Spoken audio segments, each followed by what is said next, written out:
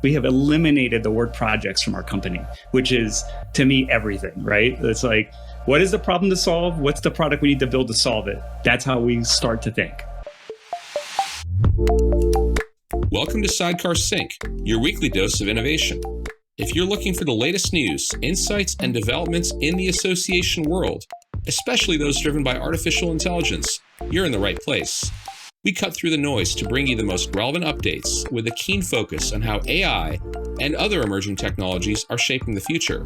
No fluff, just facts and informed discussions. I'm Amith Nagarajan, chairman of Blue Cypress, and I'm your host. Hello, and welcome back to another episode of the Sidecar Sync. My name is Mallory and Amith. I am one of your co-hosts along with Amith Nagarajan, and I also run Sidecar. Today, we have an exciting interview lined up for you with both the CEO and the CIO of Inteleos. Inteleos is a global nonprofit community of more than 140,000 medical professionals united in assuring that patients obtain the highest quality healthcare. Today, you'll be able to hear firsthand from Dale Cyr and Juan Sanchez about how they've been able to achieve significant growth at Inteleos.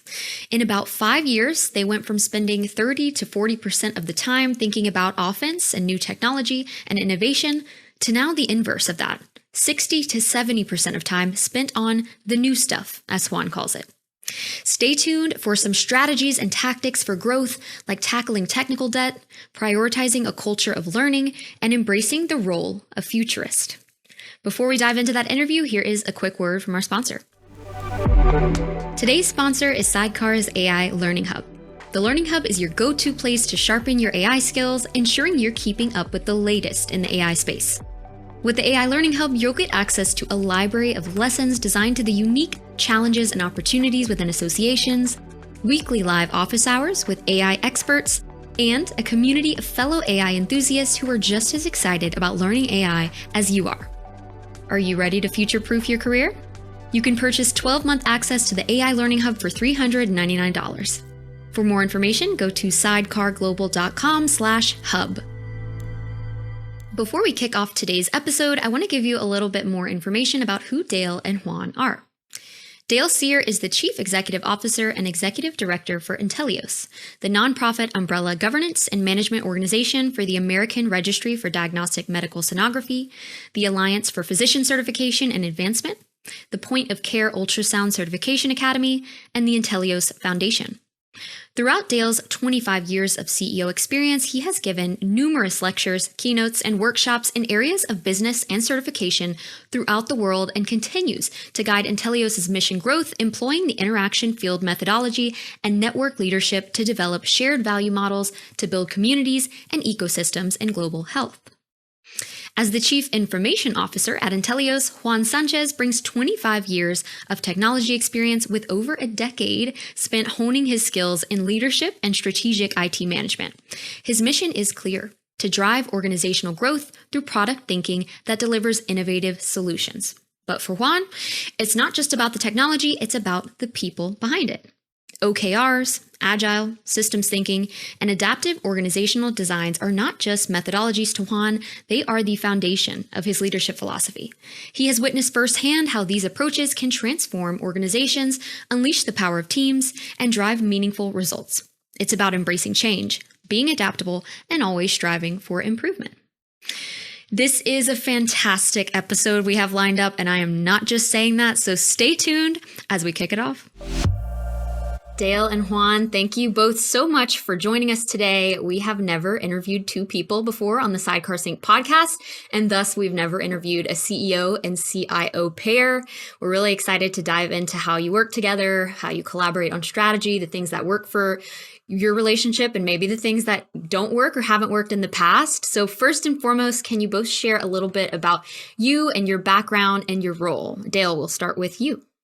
Oh, well, great. Thank you, Mallory and Amith. Thanks for having us on this podcast. Well, my career started way back. I've had a couple of careers. One, I actually was in clinical medicine, and I was a sonographer practicing at the University of Washington. And after a bit of that, I decided to go to business school and went and got my MBA at the Albert School of Business and Economics in Seattle. And that was at a great time of the tech boom and entrepreneurship, which that business school embraced, and so it got me very comfortable with tech and tech business models, and at that time the future. From there, I went into a boutique private equity firm and dealt with tech and read thousands of business plans, and most of them not very good, but they still got funded. And then the tech implosion occurred, and fortunately, Inteleos, or what used to be known as the RDMS at that time, contacted me, and one thing led to another, and I've been fortunate enough to lead the organization for about 25 years, and so here I am, and still having a lot of fun. Thank you for that. And Juan? Yeah. Hey, guys. Thank you as well for having us on here. So my background, a little bit, I started building computers when I was 12. I ran bulletin board systems when I was probably around that same age using phone lines, and got really mad when my parents would pick up the line and disconnect me. So I've loved computers for basically most of my life. And although I didn't study any of that in college, because when I got to college, the internet wasn't quite a thing yet. But while I was in college, my brother said, "Hey, do you want to learn how to make web pages?" And I said, "Sure, what's that?" And he said, "Well, read a couple of books." And I said, "Great, I'll read some books." And then I learned how to make web pages. Well, by the time I graduated, which I got my degree in business and logistics, nothing to do with computers, I went to work at a big global company as a logistics person. And the first thing that I realized when I got there was logistics doesn't work really well unless you also have computer systems backing it, because some of the processes that I saw were people walking order cards by hand in cursive writing between each other. I said, that's adorable, but we're going to need a system for this. And so my love for systems thinking sort of started evolving even then. And I lasted in that job a year and a half. And I said, you know what? I need to make my career in tech. So I quit, much to the chagrin of my dad, because I totally boomeranged back to their house for a year. And then I started looking for work, and I actually got 2 job offers from 2 different associations in DC. Those of you that are in the DC area know we are chock full of these nonprofits here. I had no clue what an association was. But I have actually now made my career, and I've been in this world of nonprofits for all of my career, essentially. And 5 years ago, I joined the Inteleos team. It was my first shot at the quote unquote at the table kind of executive role in technology, which we'll talk about that, which I think was really innovative and very cool that this company has that seat. And it's been an amazing time for 5 years at this company. So looking forward to talking about that. Awesome. Thank you. Can one of you share a little bit more about what Inteleos does with our listeners? Well, Inteleos, we are a nonprofit, and particularly a 501c6. And at the core, we're a certification organization. We certify healthcare professionals, mainly in medical imaging, and about 80% of our business is in the field of ultrasound. And so we do primary certifications across 3 councils that deal with both physician, non-physician, nursing, all types of healthcare professionals across all clinical specialties. We have just over 140,000 active certificates with us, and we are in about 100 countries. Now, granted, many of those countries have very small numbers at this point, but we're rapidly expanding and scaling globally. And our whole purpose is to make sure that people know what they're doing within patient care. And we want to improve global health. And we feel one of the best pathways to get there is through appropriate areas of certification. Can you talk a little bit about your working relationship, that dynamic, and how do you both balance the responsibilities between being a CEO and then being a CIO? So, I mean, look, it's been 5 years, right? So like any good relationship, it takes a little time to kind of develop and figure itself out. I can tell you that for me, Dale and I talked about, this podcast earlier, right? Because we wanted to sync up on what we believed about this story. And, one of the things that we kind of landed on was this idea of intellectual honesty and intellectual, curiosity. And I've told the story a few times before, but before the pandemic, we still had an office. We have been remote since the pandemic. So in that context, when I first walked into my office, Dale had left me 3 books on my desk and a handwritten note which pro tip, handwritten notes are a thing. I still have it. We actually talked about this the other day. And in that set of books, there were great books, we can talk about those later, but it was the fundamentals of like, here you're going to learn. And that, I think, for me personally, set off a path that was very different than sort of where I had been before, which, you kind of learn on your own, but it never been in this very curated approach of like, we're going to learn this, and this connects to this, and this connects to that. And that's been true across our entire executive team for the last 5 years. There's always the book of the year or versions of that. So that for me has kind of set the stage for how we relate to each other. Dale, you and I have known each other, we were saying before we started recording, for most of the time you've been at Inteleos, previously ARDMS, and we crossed paths at first and I think the early OOs. And the question I have for you related to what Juan just shared is, has that always been the culture at Inteleos? Have you always had that kind of a learning organization where you provide books as part of onboarding? Tell us a little bit about that. Yeah. My general philosophy is that a successful organization has to be a learning organization. And the type of learning and the content of learning certainly has evolved. And Amith, you've been in tech for all these years, and we all completely understand how much it has changed and the recent accelerations of this. So moving from a basic learning organization, and this is not, from my perspective, it's not only for staff, but it's also for my board. And so I have to bring both groups along to kind of meet on the strategic levels of these areas. And really the only way to do that is through learning. And people learn differently. Some read, some video, some experiential only. But you have to encompass that. And the only way you can keep up with the time, so to speak, and especially in an exponential era that we're in, is to really kind of stay ahead of the curve and embrace and cajole and have people learning. And that type of DNA, that type of personality, that's essential, especially in the C-suite. And so when we interview for C-suite, such as we had with Juan, that is almost number one for me, is that, are they a learner? Are they willing to learn and embrace new concepts and things of that area? And if that occurs, that's a good start. Yeah, it's one of my favorite interview questions with any person would be like, what's the favorite recent book that you've read, whether it's nonfiction or fiction, just to kind of share a little bit about the person's learning journey. That's awesome. At my former company, we used to send out for every new hire, there was a set of, I don't remember how many books, it was 3 or 4 books, very similar approach, did a lot of handwritten notes and recognition. Tell us a little bit about the relationship, specifically in terms of the reporting relationship with the CIO role.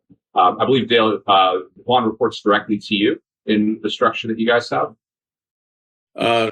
Not quite. The structure we have is that Juan reports directly to the chief operating officer. Got it. But it's such a team environment within the C-suite that having direct access to me and me to Juan and all the other chiefs is, I mean, essentially they do. The real issue is that who actually performs the performance reviews. That's what direct reports mean, right? Right. But around that, yeah, I mean, it's all an open team and for communication in these areas. Yeah, a lot of people might say there's a dotted line relationship between you guys because you are very closely interwoven in terms of how you think about strategy and how you work together. And I think that's a significant departure from the historical, location, if you will, of IT within associations, where it was, first of all, not typically a C-level position, but also it was often tucked away kind of under finance and administration most commonly. Tell us about kind of the evolution of the role within your organization leading up to hiring Juan. Yeah. Well, as a real small organization, when we first started out, IT and finance were kind of rolled into one, but it did not take long to separate that out. And if you're going to be a head of a division, you are at the table. That's just the way it has to be, whether it be IT or HR or whatever. So this is the C-suite teamwork and the executive leadership teamwork that we all inspired to do.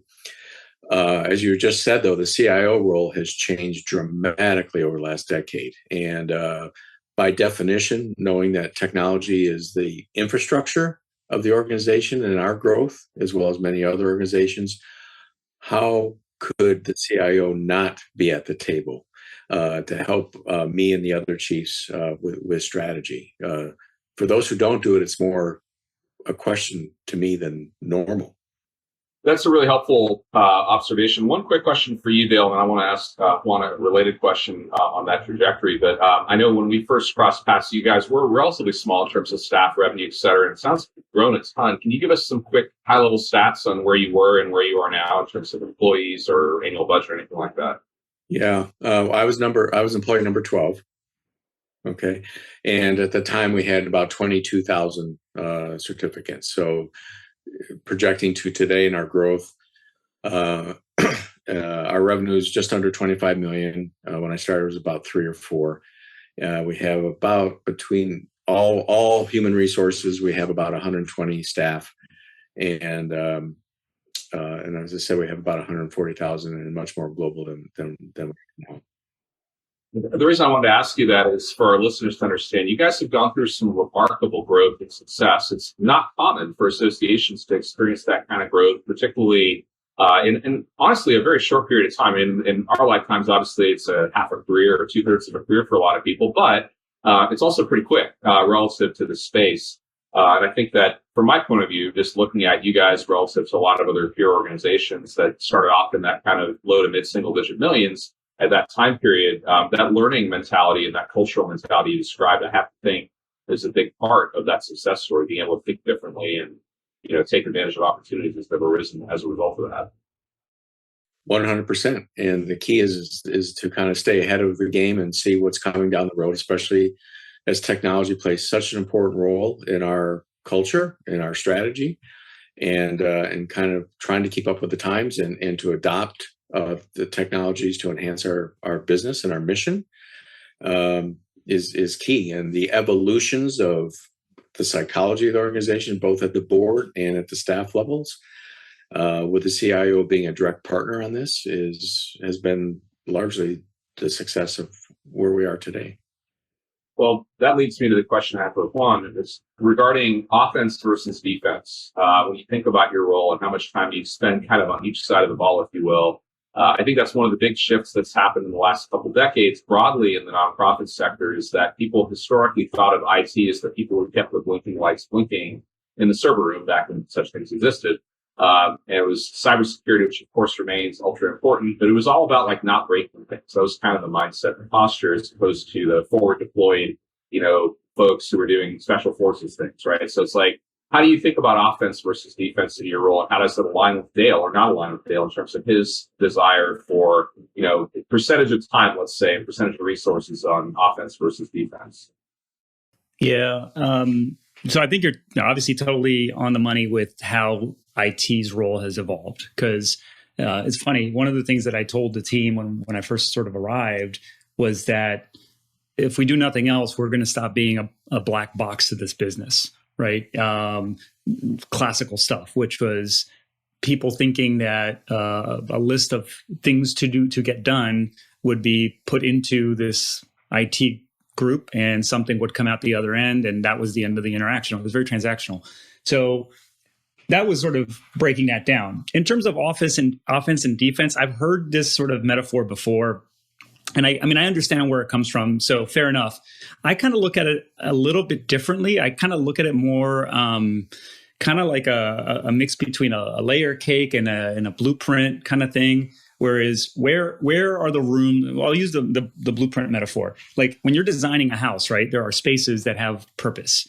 And so I think about that way, which is, here is a room in which we're going to design intentfully, but intentionally, so that it handles this part of the business. There's another part of the house that's got a different kind of room that is for a different purpose, right? So we kind of look at it that way. And I've tried to work on evolving even the structure of this division so that it kind of speaks a little bit to that, knowing full well that one of the things we talk about is if it's not all of us, it's none of us, right? So that also kind of getting rid of the I'm in this department or I'm in that department and this is my function and this is the other function. It's an entirely integrated system, going back to the sort of systems thinking thing I mentioned before.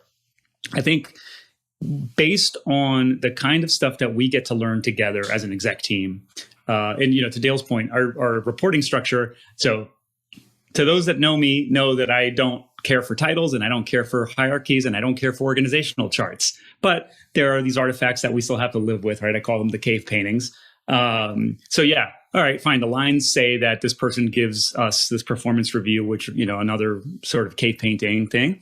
But really, honestly, as a group, we work together. So with all that stuff in mind, the offense, and let's call offense the new stuff, right? The interesting stuff, quote unquote. I think over the last 5 years, that has shifted from a 30 to 40% amount of the thinking we do to the inversion, where now we are thinking about product. We're thinking about how can we deliver not only product within the organization, but product to our customers directly there, and then to customers that we haven't even identified as a core customer, because of the innovation, sort of the incubation that we've been able to do internally. Is like new things emerge, and then we're like, well, we can take that opportunity and scale it to doing something else. So it has flipped around. Yeah, but you're right. I mean, like the defense part of it, absolutely. Cybersecurity. We've worked a lot in that space, keeping systems together. I talk a lot about technical debt and org debt as well. So to me, that's defense, right? Because you're sort of tending to the landscaping around our metaphorical house. So yeah, I think that's kind of been the evolution for 5 years. Well, that's super helpful. And the inversion you described, I think, is where organizations need to be going. Certainly, what I call defense and more of the maintenance side of the house is not something you should abandon. It's critically important. Otherwise, you're going to have a giant fire in that house. Yeah. At the same time, everybody needs to be thinking, especially in the world we live in today in mid-24, you got to look broadly at what's happening at the macro level, what's happening to your profession, what's happening to your association, both because of that and what you should be doing to move the profession forward. So there's so many things you have to focus on, more so than ever before. People who are talking about AI specifically often say to me, well, this is kind of like when the internet first came upon us. And I said, yeah, in a way, it's a radically disruptive, transformative technology, but it's way bigger than the internet because it builds on the internet. It uses the internet as input. Where you guys are at, I think, is an enviable position for most association folks listening to this, because I would guess that most people, if they were intellectually honest with themselves, are probably still on the other side of that inversion, where they're spending most of their time on the maintenance and technical debt kind of stuff. I don't know. Would you agree? Would you guys agree with that, or do you think that people are further along? I think in general, unfortunately, you're probably right. I would say I tend to be on this side of the world, I tend to be an optimist in the point of view that it's not because people are actively trying to sabotage the evolution, right? But to the point is the ability to get to that is the willingness of the company to listen. So I guess two things really is one, that me as a technology person have a voice that people will listen to, and that's built over years of trust and working together. And so once that sort of takes hold, then people the organization will start realizing boy, we can't really keep doing the same thing. Dale can't be the guy or gal that's in the seat like this that says IT's job is to replace my keyboard and make sure that I've got a computer every 6 months. So that mindset has to happen. Great. So that you unlock that, now you're able to do other things. And I double click on so hard the idea of technical debt. And then, like I said, related to the organizational debt component of this, because that's the kind of stuff that keeps you in defense, right? It's literally, if I cannot pay down, I use the credit card metaphor. There's a bunch of reasons or ways you can explain this, but if I only pay my minimum debt on my credit card, I'm going to get buried with interest, right? I will never pay down what I actually owe on that card. It's the same thing in this world, right? And so until you can start being honest about that and attack that aggressively, and the executive team is behind you and the board is behind you doing that as well, you're not going to get to that inversion. Well, so on that note, and using the personal finance metaphor as a way to continue the conversation and switch back to Dale. So clearly you have to make some tough choices. So if you're going to pay down your credit card debt, you have to lower your spending. You have to make choices in your life that allow you to put away bigger chunks of dollars towards paying down the principal of the credit card, right? So in a sense, if you throw that comparison back to association land, you have to stop doing certain things. There's a limited amount of resources all of us have in terms of dollars and time, and there's always so many things you can do. Yet associations tend to be really good at perpetuating pretty much everything. It's kind of a basket of projects by committee, and it's very hard to kill things off once they start. And the board oftentimes is part of that, right? There's a lot of churn on boards. That's partly by design and partly just based on the politics of it. But what I'm curious about is you guys clearly have created room in your budget, both financially and, in terms of energy, to stop doing things. I'm anticipating you'll say that there have been things you've made difficult choices to say no to. Talk to us about that, particularly in the governance side, how you can maybe push back in certain areas where you say, no, we have to stop doing this and think ahead 2 years or whatever the case may be. Are there some examples? First of all, does that align with what's happened with you guys? Secondly, maybe there's some examples you could share. Yeah, that's exactly what occurs. And again, I'll go back to, knowing what we need to do. And I couldn't agree more with Juan. Tech debt is probably the biggest barrier to strategic growth for organizations. And once you recognize that, that has to be the priority. And it's really up to the CEO and the C-suite team to educate the board on priorities, is that we have to prioritize investment to move away from tech debt. And it's really about opportunity costs. What opportunity cost will not occur if we don't fix this. Otherwise, we're going to continue to have your head of IT, whatever title they have, continue to be a server jockey, right? And what role that does not allow the organization to expand and grow into amazing new technologies that can help the organization's efficiency, effectiveness, mission growth, and profitability that drives the mission growth in nonprofits. So that has to be articulated, and that can only occur through careful planning and meetings and having a CIO that can speak lay terms to this, and then having the CFO, the CIO, the CEO, the COO being able to articulate the same messaging to the board and to the rest of the organization, where each of those specialties contribute to demonstrating the opportunity costs of this strategic priority of reducing tech debt. And actually, once you start that, the tangible results of that are quite quick. It doesn't take years. It takes a couple quarters once something is implemented, and you can have tangible demonstrations to the organization, board and staff. This is working. And oh, by the way, look, for some people, wow, you have some more time. So those are key strategic, what I consider action plans to move along to decrease tech debt and to strategically prioritize investment. That's super helpful. To drill into that a little bit, maybe each of you can give us a quick rapid fire on your favorite thing you've killed over the last 5 years in terms of tech debt reduction. Oh my gosh. For me, internal servers. Internal servers, got it. So moving to the cloud. My migration strategic plan to the cloud, and at the time Juan came on, people were still nervous about the cloud for security, and it took time to make people understand that it's actually more secure. And so as we've reduced all the internal servers, and oh wow, we don't have to pay for air conditioning anymore, and we don't have to pay for whatever, and 3 staff that only was tweaking servers all day long, and those type of things are tangible. And to me, that was probably the most effective opportunity cost plan that we did. All right. I'll give you 4 really funny and quick ones. The first one was, I remember getting here, and look, what I'm about to tell you has nothing to do with the people that were here at the time. It's just what it was. So let it be that. I got here, one of our main database servers kept crashing. And I was like, man, what's going on? And so I just asked, I came from a database background. And I said, let me just take a quick peek. All right. It was kind of weird for the CIO to do that. Okay, took a quick peek. Well, we were running a production server with 16 gigs of RAM. And I told the team, I said, so guys, we're running a real company. Let's go ahead and put some real RAM into this box, right? And it was all virtual at that time. It was still, but we did it. So we fixed that. There's Tech Debt 1, right? Second version of Tech Debt was I got here and we were still having a conversation because of what Dale mentioned. This organization used to be called the ARDMS, and then they've added other governance layers to it. And through that time, this is a little bit of tech and org debt. All these everybody wanted a new brand to go with an email address. So we were in the IT group, we had inherited the need to manage at least 3 different email domains for every single employee here. And we were like, yep, we're going to stop doing that too. So we said, everybody just gets an Inteleos address. And we did that. So that was Tech Debt 2. Tech Debt 3, simple but a very effective one. And I would have never predicted this unless the pandemic sort of really made this happen.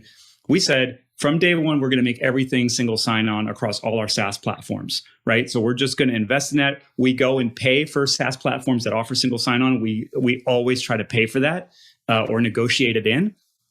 Suddenly the pandemic showed up. Everybody's remote at the house, the whole thing. And guess what? We don't have to be chasing around 15 different passwords for every customer or every employee, to figure out how to log into a platform. They use one account. It makes onboarding much easier, makes offboarding much easier. And then finally, one which isn't like a traditional tech debt, but I still sort of included in this kind of idea, how the team works. Because when I got here, a team was telling me that they were using Scrum to do their work, and they had 144 tickets in a backlog. And I said, that's not any of that. None of that is working, right? So let's work on that. And so we did a lot of effort on re-engineering essentially, and then learning how to trust each other again on how to work. And that's, to me, that's tech debt as well. Well, I appreciate that. Between the two of you guys, that's 5 really concrete examples for our listeners. And those are things anyone can do. There's a lot of associations that still have physical infrastructure, either on their own premises, or they use like an old school, cloud provider, which is not really cloud. It's more of like infrastructure managed by a small team. They're not using Azure or AWS or Google. And really, there's no reason to that. You don't run your own power plant behind your building, and you shouldn't run your IT stuff, your fundamental infrastructure that way anymore. But people are still doing it. And the other examples you provided are also excellent. A lot of the people I talk to say, hey, Amith, I'm really interested in taking advantage of AI. I want to really go after these opportunities, but we're so busy. We just can't possibly take on, quote unquote, another thing. And so, of course, AI is not another thing. It's probably the thing for a lot of people anyway. It will be in the coming years. What you guys are describing clears the way for being able to spend more time on offense or on new initiatives. So I think it's a really important point for folks to really underscore. And shifting gears a little bit, one question I wanted to ask you guys is, do you see it as part of your role internal to Inteleos to be part of the futurist thinking of where your profession is going with artificial intelligence, specifically with technology more broadly? I think a lot about, medical imaging and the impact AI has already had in assisting people in the space professionally. And there's been a lot of studies about radiographers with and without AI. Is it a replacement for people in the profession? Is it an augmentation or a co-pilot strategy? I have to imagine that's affecting your space significantly and will be in the coming 5-10 years. Is that part of what you guys work on internal to the association, or maybe that's different for each of your roles? I'd love to hear a little bit about that.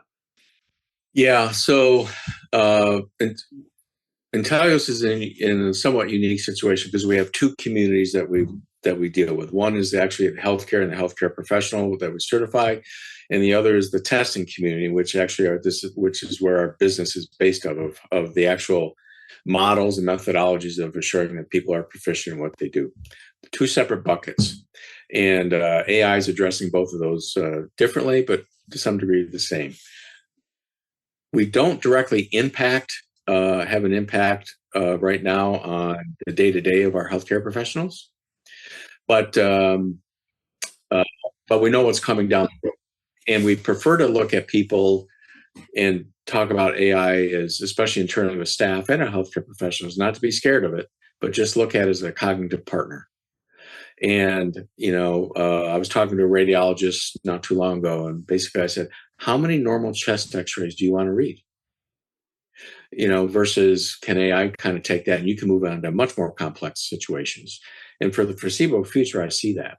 As far as our business goes within Inteleos, the ability in the short and midterm to dramatically improve efficiencies and effectiveness across all systems within the organization is real. And that doesn't mean we're necessarily eliminating jobs, but we can probably grow without a 1-to-1 ratio of growth to an individual. And so the cognitive partner seems to be a good psychological area. Internally, culturally, we have programs going on as we speak to train up, skill up, and upskill people on AI and the use of AI. There's a full spectrum. People are embracing it. There's people who are freaked out by it, but we have to deal first. I'm an AI first believer wholeheartedly, but I'm also a human first believer as well. And so we need to move the people and the human areas into this to capture the full potential of our AI first initiatives throughout the organization. Juan, what are your thoughts? Yeah, it's funny that you even used the word futurist, because when Dale and I spoke earlier in the week, I asked him the question. I said, what would you leave people with after we were done recording this, right? A piece of advice. And he says, you have to be a futurist. And so to the point, right? Like that's what I think all of us collectively on our team try to think that way. Personally, for me, I try to look at technology convergence. Right. So sure, AI is here, but AI isn't on its own. Right. Like where else is AI going to play a factor here? To Dale's point of like trying to upskill people, try to diminish internal fear about a tool within a day of both either OpenAI or we're also a really big fan of another platform called Perplexity AI. Within a day of both of those platforms essentially announcing they were offering Teams or enterprise style accounts, we opened accounts. Right. We already had a couple of individual people with accounts there, but I'll go back to paying down the tech debt, single sign-on. They both have it, right? They offer it. So we were able to implement that immediately and start onboarding people onto these platforms so that they can get comfortable as a community. We also have, internal chat channels and all sorts of things about AI. As a community, get comfortable with using these tools and sharing wins and tips and et cetera. And now I think in this last quarter that we're just wrapping up now, a new group is formed that are AI coaches. So it's a group of people inside the business that are out there working together with other people in the organization to try to get them up to speed on what this is all about. I mean, the futurism thing is real. And not to like overemphasize on it or over-index on it, but the reason that personally I get a chance to think about stuff like that is because I'm not tied up with trying to figure out why our servers are going down or, whatever, or why people can't log into something. Like that's the stuff that lets you actually then take advantage of in your brain in the cycles during the day.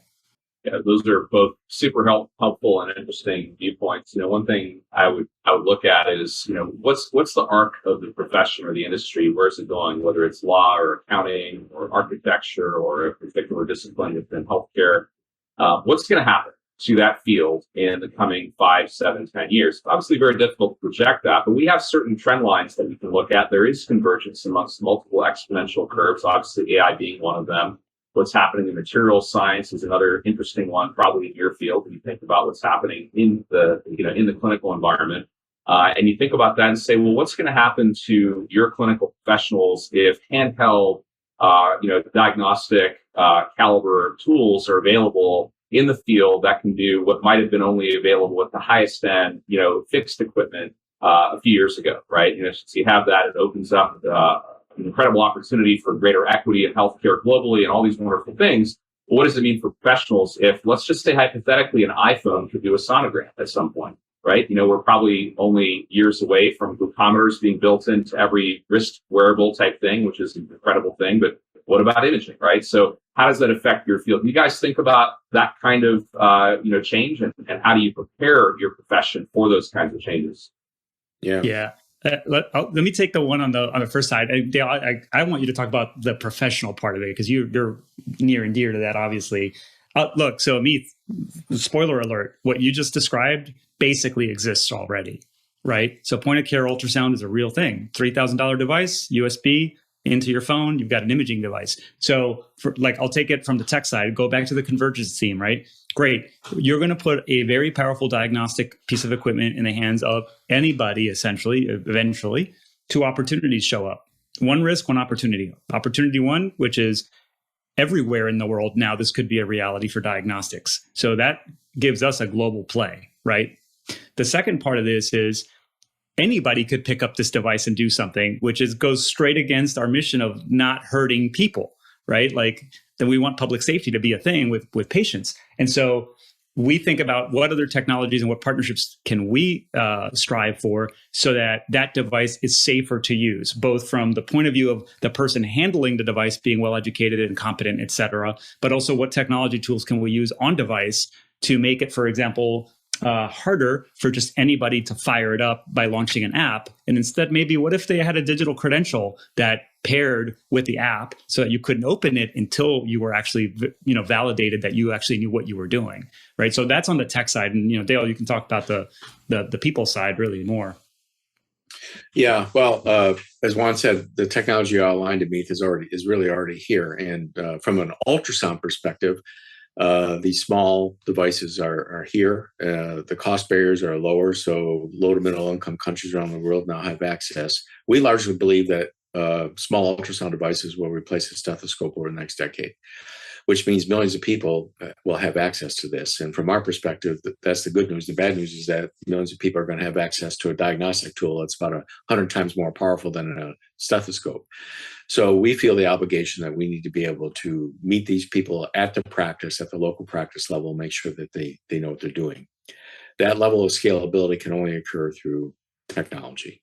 And AI is going to play a very large role in that at the basic level. At the existing advanced economy level, with the existing professionals, AI will supplement their work. There's no doubt about that. But that will allow these professionals to do away with their clinical debt, if you want to use that term, so they can perform higher cognitive skills and levels of care. The bottom line is that there's not enough healthcare professionals around the world. No one has, and that's not going to get any better. And so, but yet the demand for healthcare as economies become more advanced and things of that nature, that demand is increasing. So how are you going to fill that gap? And so I look at AI as playing a large role of filling the gap versus replacing. And that's where we're at. Now on the tech side, on our business side, the ability to change the models of testing, which clearly are not sustainable. The existing models of testing just really don't work well. And so our evolution of our business and our modeling with an AI infrastructure to move into, adaptive learning and testing at the same time and things of that nature, that can only occur through basic technologies such as AI. Well, I think you guys are so well positioned to benefit from that as an organization and deliver value to a much broader community over time. It's the classical expansion of those concentric circles as to what may be like a full-time dedicated center of the orbit type professional who is a sonographer, but then people who are further and further from that core but will be dealing with sonography through the lowering of costs that you described. Physicians of all stripes, nurses, medical assistants, physician's assistants, personal, physical therapists, all these people would use this tool in a way that you're describing to dramatically improve outcomes, which is super exciting. And it also creates a need for both training and various forms of whether it's true certification or even some kind of micro-credentialing that you guys could offer. I'm sure you guys would think about all that stuff. And that's the kind of expansion of the pie that I'd like all association leaders to be thinking about. You think about, for example, legal services. Association leaders who are, say, running a state or local bar association might say, well, the problem is that lawyers are being displaced by AI assistants that can write contracts or even, do litigation. And that's kind of the fixed pie mindset. But there's lots of people out there who don't have access to legal services, small companies, individuals who can now gain access to legal services to improve their quality of life or whatever the case may be, in a very similar vein to what you described. So I think the mindset has to be around the overall pie expanding, and that's where AI, I think, holds so much promise, along with other exponential tech, when you're dealing with the world of atoms rather than bits, as you guys are in the clinical environment, there's a lot of interesting exponentials happening there too. I wanted to ask you one more question. I know Mallory has a couple that she wants to throw at you, but the question I have is, I know you guys recently invested both dollars and, more importantly, time to travel together. I think was it to Harvard, where you guys took a course. Was it maybe a week-long course on AI? And tell us about that experience in terms of really why you did it, and what you learned, and what you suggest other people consider as a CEO, CIO pair, thinking about something like that. Yeah, I can start with this one. Actually, we took that last fall. I was competing in the age of AI out of Harvard Business School, but it was actually a virtual thing. So it was, 6 or 7 weeks. Yeah. And there were about 200 people around the world attending this, which was great from a network perspective. And we still have great friends that we built from that. I wanted to take it simply because of the business modeling. I wanted to learn more of the cutting edge of the business modeling around AI. And I didn't want to get into a deep coding and things of that nature. That's irrelevant. So it was around the business modeling. And I said, well, I need Juan there with me. Juan needs to take this with me because he has to understand the business modeling from a strategic perspective so we can move the organization forward into these areas. And so from my perspective, it was an excellent course. I know Juan got a lot out of it. I got a lot out of it. And consequently, it has shaped our AI strategy moving forward from a business operations and strategic perspective. The key to what you said there, from my point of view, is as the CEO of a substantial organization, you personally took the time over a series of 6-7 weeks to get your own education on this. So maybe you weren't going down to the raw metal and the bits and bytes, but you were really deeply understanding AI so that you could inform your thinking on the future of the business. And that's an investment you had to make, both dollars and a lot of your time. It's an opportunity cost. Yeah. No, it was, so as an example, right, of the topic of the podcast in general. So that's evidence, right, of how Dale and I kind of sync up, right? We're actually even still to this day looking at coursework online for opportunities of stuff that might come up that's interesting, right? And then also kind of game plan on if something shows up that maybe doesn't fit exactly either one of our camps, like who on our team could fit there, right? So that we sort of make a whole picture out of that. The other part was sort of something simple and maybe dumb in a way, but Dale and I set up, like, I think it was like an hour on Friday, almost like a study group after the main day, because this Harvard course, even though it was virtual, there was a day where you had to show up, and you had to show up. They took attendance and the whole thing, right? It was real. I actually took a class while I was taking off in an airplane on my phone on Zoom. Like that's how hardcore it was. And but anyway, so we would set up this Friday afternoon or Friday morning session where we would just talk about like the case study, because those of you that know about Harvard, they do a lot of case study stuff. So what did we get out of the case study together, right? And so we would talk about that every single week on a cadence, which personally, I thought was super valuable because, to his point, it helps us kind of see the picture together. And then subsequently, I remember, even though that was like you said, late last fall, but in board meetings subsequently, like this has come up. Like we've been able to apply some of the learnings that we had from that course in conversations at the board. That's super helpful. It's one of the key points that I really want to drive home for our listeners is that you guys have personally dug deep. You're not just telling your teams to go learn AI. Both of you are, particularly Dale, like it's outside of the scope of what most CEOs think about, because they think of it as, oh, it's a tech thing. I'm going to get my CIO to go explore it and they'll give me a report. And, I think that's probably a mistake with most technologies that are major arc changes, but certainly this one, because it changes everything in your strategic thinking. So I applaud that for one. And, I have this group of a lot of CEOs, a lot of CXOs and a mastermind we meet every month. And we talk about a lot of this stuff. And the reason for really aggressively pulling CEOs that I know into this thing is to say, listen, you can't just let this go past you. And I really think what you're doing there is exciting.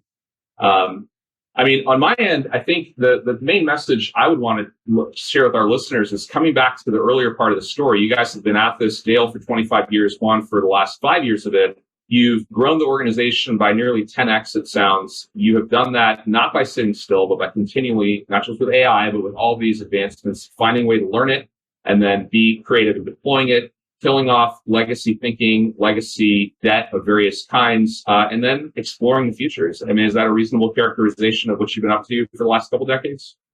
Yeah, I think that's fair. Yes. Sitting still is certainly in the association world. Sitting still is death to an organization, and so that's not my personality. And fortunately, my boards over the years and the culture of the organization has allowed that type of personality to flourish. Well, I will say it sounds like Inteleos is doing some incredible work in that you both have been incredibly thoughtful about how AI will impact not only your business, but the communities that you serve. It seems like your organization is nimble and quick to pivot. I'm wondering, can you share a little bit? I want to spend some time around organizational culture. Juan, I know I pulled out a line from your bio that I thought was really interesting, and it was OKRs, agile systems thinking, and adaptive organizational designs are not just methodologies to Juan. They're the foundation of his leadership philosophy. I want to spend a little bit of time there, and can you explain how those systems play a role at Inteleos? Yeah, this is a topic I could talk for hours on because I love it. Look, and the love fest continues. One of the books that was on my desk when I started at Inteleos was Measure What Matters, which is a famous book by John Doerr about OKRs. To this day, I'm still a little angry at the fact that I had spent 20 years in nonprofit technology in DC and had never heard about OKRs. Right. And so that became a passion for me. And Dale had kind of seen the writing on the wall that we needed something to drive outcome thinking, which is really what OKRs are about. And so, great. I embraced it. I absolutely love it. So that was a little seed, right? But from that seed, right, the whole thing grew, which is, okay, so OKRs is changing how you think about the work you do. So going from outputs, which is unfortunately, I think, how a lot of companies sort of still think, which is how many widgets can you build in a day and how many hours does it take you? Which is great if you're running a factory, but we're not running factories, right? We're running knowledge thinking organizations that have to be a kind of different kind of nature of work. So that goes to that. Then that goes into the next part of it, which is, how do we relate to each other? Right. I touched a little bit on that about the philosophies of how do we see each other as a tech team? How do we see each other as counterparts to the business, and not even apart from the business, but in it. We're literally in it all the time, right? As from tech to business. So yeah, we've done things like Scrum, we've done things like Kanban, we've done all the things that came out of the West Coast and the Agile Manifesto, but and we took missteps because early on in my journey here, we tried to do Scrum across the entire organization. Massive failure. And why? Because it was one framework trying to address a bunch of different kinds of work, right? So we retrenched back from that and said, okay, now currently in the organization, only one team uses Scrum. Other teams use different things, right? Different approaches. So that's on how we work. And then the systems thinking thing is exactly that, which is how is the organization a system? How are our customers components of that system? And I know it sounds a little cold to think of things that way, but not to get too hippy dippy, I'm big into seeing fractal patterns in nature, and I try to look at nature and trying to adapt that to how we work because, hey, guess what? We're part of nature. So I think about it in that way, and I think that's infused in our team. And I think it's infused. I mean, I know it has in terms of what we've brought to the table about product thinking. Other things have evolved from that moment of OKRs, right? Like 2 months ago, I was in New York attending a transformation workshop held by an amazing product leader, Marty Kagan, who I love. And and we're bringing that into the business, right? So we've got now product managers, and we think about product, and we don't think about projects. We have eliminated the word projects from our company, which is, to me, everything, right? It's like, what is the problem to solve? What's the product we need to build to solve it? That's how we start to think. I like that. Eliminated the word projects. I think that would probably be hard for me to do at this point. Dale, you mentioned the idea of upscaling your staff and always being on the lookout to hire people that are curious to learn, that have this growth mindset. This is something we spend a ton of time talking about on this podcast and at Sidecar because it's core to what we do in terms of educating the people who work at associations in AI particularly. Have you all found success with mandating AI education? Do you highly encourage it? What does that process look like in terms of upskilling your staff? Yeah, we're not mandating it, but it's highly encouraged. And we believe success begets success, right? So, follow your peers.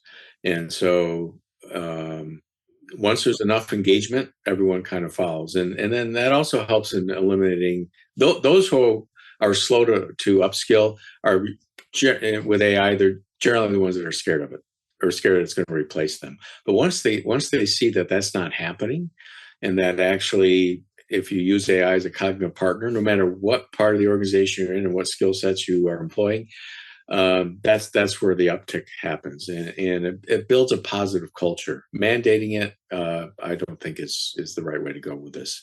Does it take a little bit more time? Sure, but you'll have much better success at the end of the day than you would if you mandated and you had 30% of people disgruntled about it, that type of thing. Yeah, Mallory, if I might, a quick add-on to what Dale just said was, one of the things that I worked on relatively early, from what I can tell by asking peers, is so AI, great. Mandating learning, you could do that. We don't, as he said. But what did we do? We wrote a guideline document first, And then we wrote a policy document, right? And it was really, the policy document was an add-on to what we already had, which was acceptable use, right? Every company has an acceptable use policy, hopefully. So we just made an addendum that spoke to AI-specific acceptable use practices, right? So from that point of view, yeah, you're mandating people to lean in a little bit and say, hey, read the policy, accept it, understand a little bit of it, and the guideline piece. And what worries me, I try not to be too fervent of like AI, all the things, right? It's like AI, like everything else, is going to come with some ancillary drag on it, and probably some evil too, right? Like all things. So having people aware of that is huge. And when I've asked people around, hey, what's your policy look like? Or hey, what's your guideline document or package look like? It's just silence, right? And just deer in the headlights on a lot of cases. I had a funny interaction at one of our group meetings. We have an annual leadership meeting where we bring together 100, 200 doctors into a room, and we do a couple of teaching days together. And we were doing an AI panel. And I just happened to ask the question, is like, I'm curious in the audience, how many of you out there have received guidance and or actual policies from your businesses on how to use AI? And the Inteleos team all raised their hands. And I said, no, you guys don't count. Legit, I think maybe one, maybe two, or none raised their hands, right? And these are people in the medical space, in the developed countries, right? Like it's not, and I was like shocked, honestly. I was amazed by it. But so I think that part is important too. I'll add one last thing on that topic. For anybody that listens to this and is like, I don't know where to start, find me on LinkedIn. I have these documents and I've shared them publicly with people for the good of the community, just to get you started, because I think it's that important. That's awesome. Well, the blocking and tackling stuff, the basics, the fundamentals, however you want to call it, are so important for people to get started with. And that's a lot of what we spend our time on this podcast and other things we do with Sidecar resources. It's just, we think this is such an important thing, just even more so than AI, just the idea of learning and experimentation, small things, and keep doing it over time. And it builds a lot of momentum. And, what you guys have done is a great example of that. On my end, I think, you guys have shared so much great insight with our listener community, and we really appreciate it deeply. It's great to reconnect with you guys. Yeah, thanks for having us. Yeah, thanks, Amith. Thank you both so much for joining us. Juan, you mentioned your LinkedIn, and Dale, I'm not sure if you want people to keep up with you there as well, but is there any place that people can reach you and follow what you all are working on? Yeah, certainly can follow me on LinkedIn, and then through there, reaching out for specific questions and things of that nature. Happy to share what I know and what I don't. We'll drop both of those links in the show notes. Thank you both again, and listeners, we will see you all next week. Thanks for tuning in to Sidecar Sync this week. Looking to dive deeper? Download your free copy of our new book, Ascend, Unlocking the Power of AI for Associations at ascendbook.org. It's packed with insights to power your association's journey with AI. And remember, Sidecar is here with more resources from webinars to boot camps to help you stay ahead in the association world. We'll catch you in the next episode. Until then, keep learning, keep growing, and keep disrupting.